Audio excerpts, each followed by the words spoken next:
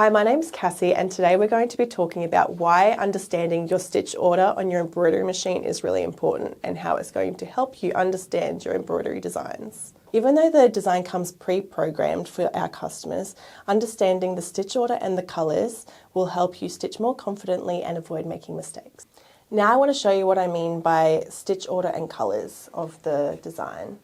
So firstly, we've got our batting stitched down and we try and keep all of our colours over the designs the same. So all of our batting colours will be the exact same. Then we have our stitch down and placement line. So our placement line is our Christmas red, and that's for an appliqué piece. And then our cobalt blue is for the stitch down of the appliqué. And then if I go back, I just want to show you what. So this colour here is for a backing to be stitched down, and we always do that in the same colour as well. So this design has a piece of backing with the opening left at the base, and that colour indicates that it's going to stitch in a triple stitch. Working in conjunction with your instructions is really important to understand what's happening on your screen.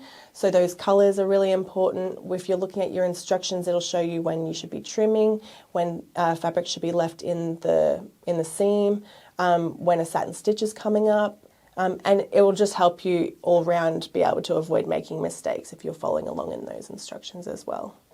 The stitch order is built into every design, so there's no need for you to be making any adjustments to the design.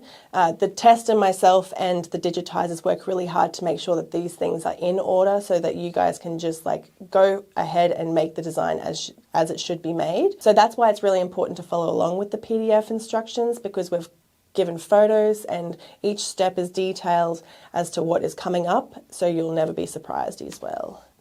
I hope this helps you understand what stitch order on your embroidery machine means.